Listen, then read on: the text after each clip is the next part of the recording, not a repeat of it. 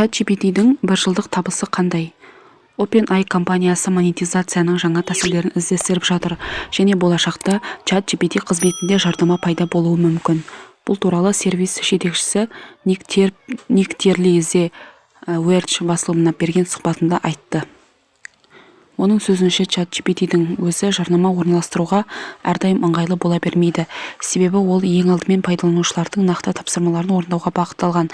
Алайда компанияның басқа өнімдерінде әртүрлі бизнес модельдерді қолдануға мүмкіндік бар.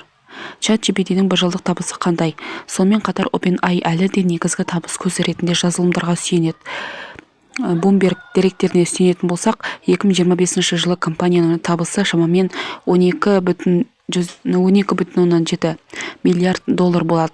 Ол шамамен алғанда 6 триллион 456 миллиард теңге деп күтіледі. Бұл былтырғы 3,7 миллиардтан 3 еседен артық. Жақында ChatGPT қолданушыларының саны 700 миллионнан асты. Олардың шамамен 20 миллионы ақылы тарифке жазылған болатын. Терли көпшілік тегін нұсқаны қолданатыны, бірақ дәл осы база болашақта оларды ақылы қызметтерге тарту үшін үлкен мүмкіндік беретінін айтқан болатын.